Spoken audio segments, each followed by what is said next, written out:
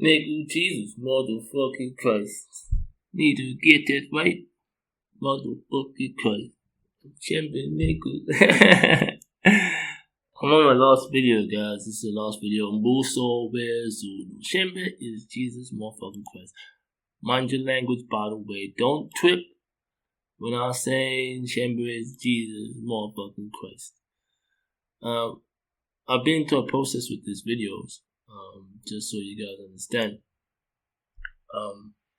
There's been a bit of a lag, a gap between the first 3 videos that I did and this last one now.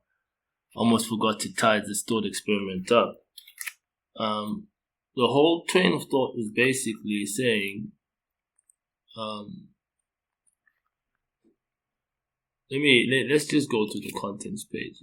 You know, the seed that died and the wasn't coming king, and plant me in your heart. So what I'm trying to get at, right, is basically point out that there's the scriptures, in Matthew, let me just find out where I actually wrote those notes. In Matthew chapter 13 verse 32 and John chapter 12 verse 23, where Jesus talks about the fact that 2 ideas that, you know, the kingdom of heaven is like a seed that was planted, right, and became the tallest of all the trees that all the other animals in the garden could find shelter in. So that's what the kingdom of heaven is like.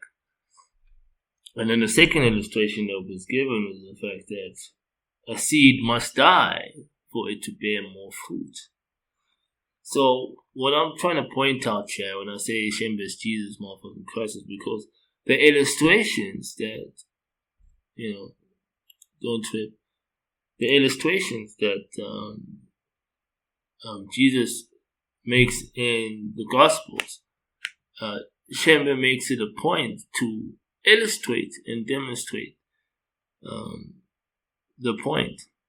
So what SHEMBE does in his life is he uses his life as a seed that basically is planted for the purpose of becoming a big tree that everybody will take shelter in. And this big tree is called UMBUSO WEZULU.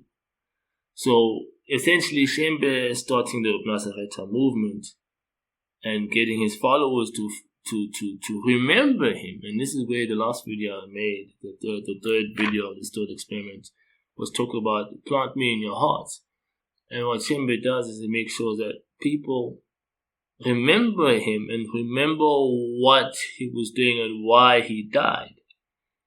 So in the Zulu context, when somebody is killed or somebody dies, when you bury someone, you're basically planting the person. Right? So SHEMBE contextualizes this and puts this in the context of his life and says, my life has been a seed, and the UBUNAZARETHA movement is the seed that's going to become UMBUSO WEZULU. And he gets the UBUNAZARETHAs to carry out customs and rituals and that reinforce that idea that even when he was buried, to say, when you plant me into the ground, remember, check the time that my spirit left my body and check the time that my body went into the ground. And on these particular times, you will say the prayers that I've given you to pray. And these prayers are very simple. They basically requests to someone who will come like a bride to him and reestablish UMBUSO WEZULU. So this is what this is about. So what I'm going to give you guys background on is that before I met SHEMBE and UBUNAZARETHA, I realized that I'm Jesus, motherfucking Christ, because of the ability to demonstrate what Jesus had spoken. So this is quite interesting. So what I want to do now is take you through that demonstration and say, based on what SHEMBE has done with the UBUNAZARETHA movement, what we're going to do is re-establish UMBUSO WEZULU. And I want to give you guys context as to what UMBUSO WEZULU is. UMBUSO WEZULU is the heaven, the kingdom of heaven that Jesus was speaking about in the scriptures, or what anybody with any common sense will come to understand and come to know. So let me take you through a bit of a historical background, and just so you guys can understand how I got to this point. The reason why I became Jesus Motherfucking Christ in 2018 was my whole life I had this relationship with the groom of heaven, the character in the Bible, Jesus. But knowing very well that the character in the Bible might not be real. It's like almost like saying creating an imaginary friend. So there's always this kind of suspicion that I might just be having this imaginary friend. But at some point it became so real for me that I was certain that the groom of heaven was real. And now the interesting thing about it was the fact that growing up, what I would grieve over was the fact that the Zulu, what was the Zulu kingdom, got scattered, and now we have all these different tribal ethnicities unnecessarily, like in Ndebele, Tsonga, Venda, what, and I was to grieve over the fact that we could have just been one black people. And more than that, I got to a point where I experienced a lot of prejudice because of just the cultural differences, you know what I mean? Particularly when I went to university, among the Bedi speaking people, there was a lot of prejudice and a lot, and then I remember watching as a kid, watching the Shaka Zulu series and grieving over the Zulu kingdom, reading the South African Illustrated History and grieving over the Zulu kingdom.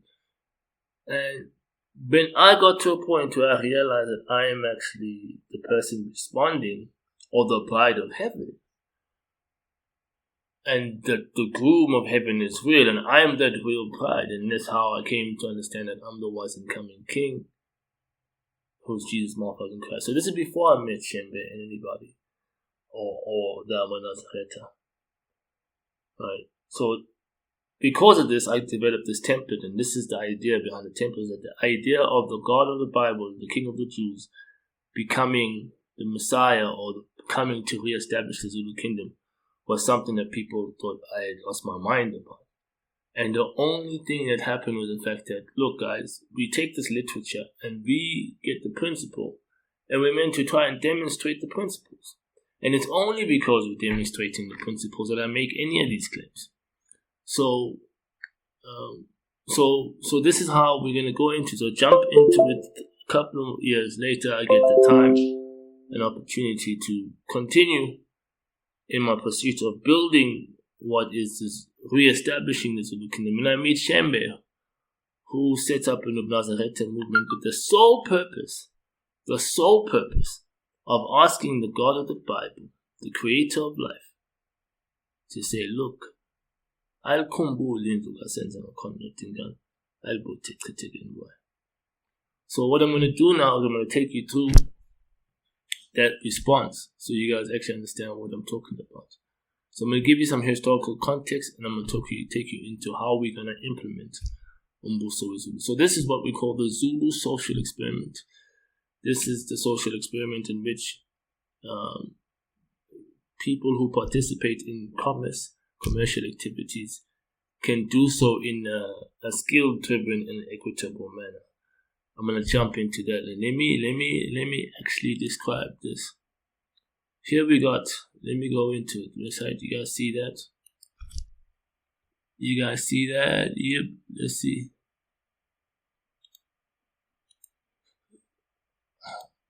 All right. You guys see that?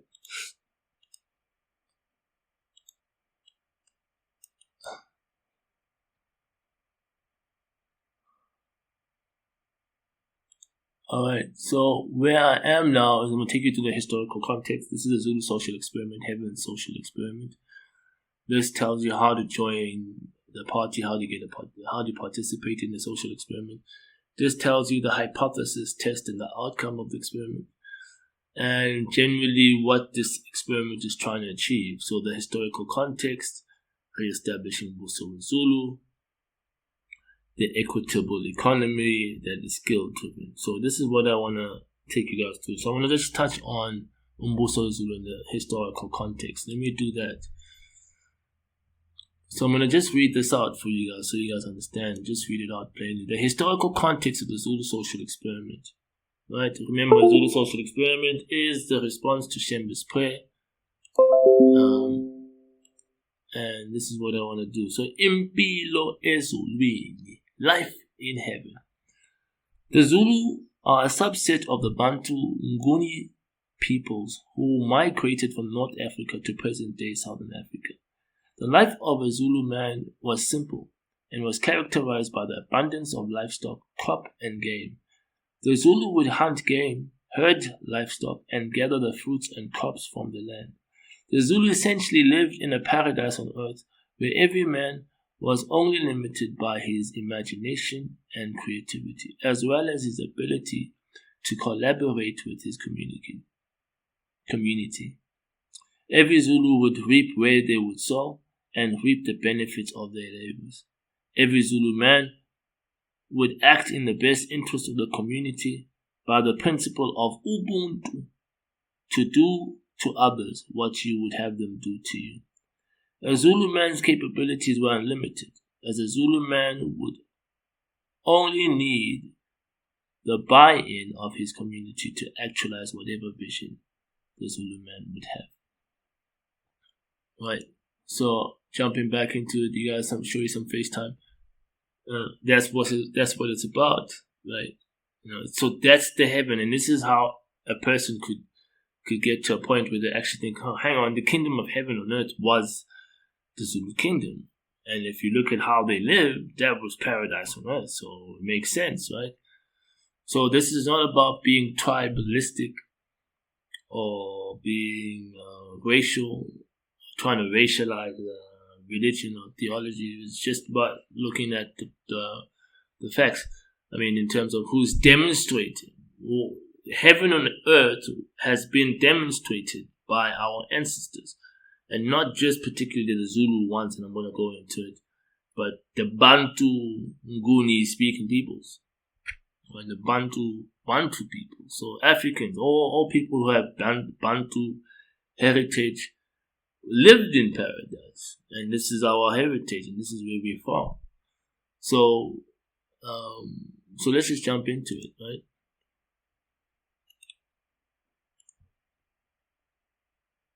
Right. Isibonakaliso sika Shaka. Shaka was born in a time of complacency where the Zulu king SENZANGAKHONA refused to accept the responsibility for his firstborn, Shaka. Shaka was a legitimate heir to the Zulu throne and was raised as a bastard and suffered at the hands of the neighboring clans.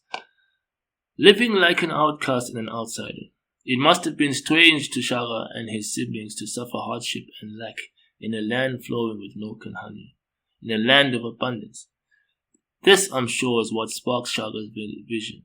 He must have thought, why should neighboring clans regard themselves as different? Why can they not be one? The oneness of the Bantu people would eliminate the need for anyone to live as an outcast. The oneness of the Bantu people would eliminate bickering among the clans and unite them under one cause and objective. With the arrival of the white man in KwaZulu, Shaka's vision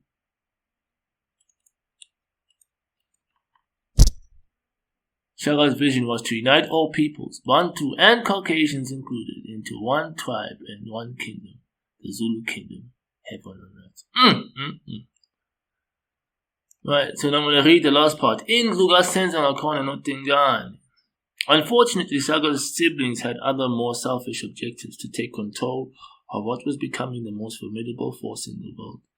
With the assassination of Shaka by Dingane, the continued expansion of the Zulu kingdom as well as the incorporation of the clans into the Zulu kingdom was disrupted, and as a result, the already consolidated Zulu kingdom was scattered, forming smaller tribes today known as the different ethnicities in Southern Africa. During the period During this period, Great Britain took the opportunity to overthrow the Zulu monarch. Great Britain then imposed hard tax on the Zulus, forcing them to change their lifestyle. For the first time in the history of Zulu, a Zulu man was subject to chasing money in order to pay his rent, hard tax. A Zulu man would work and not reap the benefits of his labor. So let's make sure that's right. Not reap the benefits of his labor. For the first time, the Zulu man lived in a money-driven and exploitative economy. The last militant resistance to the British conquerors was known as Mbambata's Rebellion, which was against the hard tax laws. This rebellion ended in disaster, with at least 4,000 Zulu men being killed. By the end of the 19th century, what was heaven on earth became known to a man called SHEMBE as the House of SENZANGAKHONA and DINGANE. SHEMBE put up the last resistance against the rule of the Zulu's enemies by founding the UMBUSO movement. The UMBUSO movement is a plea to someone to rise up from amongst the scattered Zulu people. No. Maybe we say it's to a son of man. Son of man. To rise up from amongst the scattered Zulu peoples and restore the sovereignty of the kingdom of heaven on earth. UMBUSO WEZULU. A man that would rise up like a bride and respond to the request of her husband, of the groom,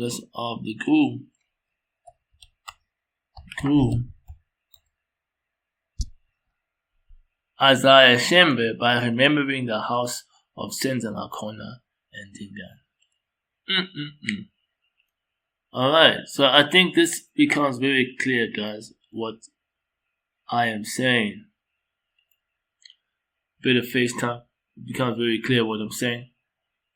This is the historical context of UMBUSO WEZULU, and the whole point is to respond to this. And let me jump into it, not make this too long. Right? I'm going to just give you a summary, and I'm going to do this in the Zulu Social Experiment videos, and I'm going to just do that. Check this out. So basically what this is a response to SHEMBE's prayer. The Zulu Social Experiment is a response to SHEMBE's prayer, in which the pride of heaven has heard the prayer and is prepared to respond. So what's going to happen on a weekly basis is that the voice of the groom, so SHEMBE's prayers are recited at the times that he had requested. Like I said to you in the previous videos, that at 9 o'clock and 6 o'clock, the time that his spirit left his body and the time that his body entered the earth, got planted into the earth. So Mthanda's Vuga at 9, spirit left the body, Mthanda's Oglala, when his body went into the earth. And then Mthanda's Sabata, which is the principal request to re-establish the Zulu kingdom. So the point here is to get people to understand what SHEMBE was saying with a different perspective, with a new light, where he's not looking at SHEMBE's prayer as simply just a religious observance. The SHEMBE's prayer becomes something more, and to do that, the prayers will be recited in the Zulu language, but explained in English after the reading. The voice of the bride would alternate during the days 2, 4, and 6 of the week, where the supreme life mandate, which is basically, and the supreme moral authority and the supreme financial authority, these are responses to the prayer of Vuganati, Lalanati, the prayer of the Sabbath. And these declarations are made in English and explained in motherfucking Zulu. Very important that you guys understand why I mean that, because at the end of the day, we're trying to get my niggas to fuck with this, right? To try to get them to understand why we're doing this and what the whole point is. So it's to try and get all those Africans, Bantu people who are in the diaspora all around the world, to kind of unite around this voice of the bride and in response to the voice of the groom. And then the last step here would be check who fucks with it. And that means basically is to kind of educate. So this is for education purposes. And the idea behind the Voice of the Pride is to kind of educate people on how you would live in UMBUSO WEZULU. Re-educate society to say, guys, this is how our ancestors, Zulu ancestors, lived, right? And this is how we can do that in today's context. And how we do that is by educating people what the supreme life mandate is, which is in principle create life, even in commerce. Make sure your commercial activities demonstrate the principles of life and fit into the financial ecosystem, right? Tanda's work, the response to the sleeping prayer is basically saying, guys, the supreme moral authority is basically what you do. Every human being has a responsibility when they're not fully engaged in skill activity or commercial activity to make supplications or to put controls in place to make sure that we are safe in our commercial endeavors. So when you're not engaged in skill activity and putting life into the money game, you are making sure that you put controls to protect life. And controls, that means that human beings now become the creators of law rather than just being law-abiding citizens. So that's the supreme moral authority. And then lastly, but not least, is in order to respond to SHEMBE's prayer to re-establish UMBUSO WEZULU, the supreme financial authority is declared and announced so that people can understand what their attitude to money should be in the context of UMBUSO WEZULU. And this is fundamental. This is also basically introducing a new economic system without disrupting what already is. It's just a change in attitude for every human being to say, hey, look, man, just change your attitude. Whether you're a capitalist or whether you're a communist. Here it is instant capitalism, what we'd call pseudo-capitalism. These are the principles of a skill-driven, equitable economy. Participate in a skill-driven, equitable economy. And what UMBUSO WEZULU is essentially that. Before we break it down, the skill-driven, equitable economy is essentially an economy would be described as an economy where the paper chases you, where you're not chasing money. That's skill-driven, right? So the paper chases your skill. So when you have skill, the money follows you. When you have value propositions and you can create skill, the money follows you. It's not the other way around. So in our economy right now, you have to have the money before you can even start thinking skill, or before you even start thinking create, before you can even start exploiting opportunities to add value. You have to have money first. So that's inverting that. And another way, for the past couple of years, when I actually conceived Lifespec test in 2018, the concept was inverting the economy upside down, right? So we're not chasing the money's chasing us because we got skill. That's skill driven. Number two, equitable, meaning whoever gets involved in the process of creating skill and all of that, or all skill activities, you are equitably compensated. So you reap where you sow. You reap where you sow. As simple as that. If I put efforts into a project or into an endeavor, I will benefit from that. I will reap from where I sowed. I won't be exploited, like, for example, in the context of the capitalist economy, where the employee is the bottom of the barrel and he gets exploited. In the pseudo-capitalist economy, every participant gets compensated equitably for their inputs, right? So this is the idea. So this is how I'm tying up this video. I hope you guys enjoyed. Jesus motherfucking Christ. Up in this motherfucker, man. I appreciate you guys. Alright.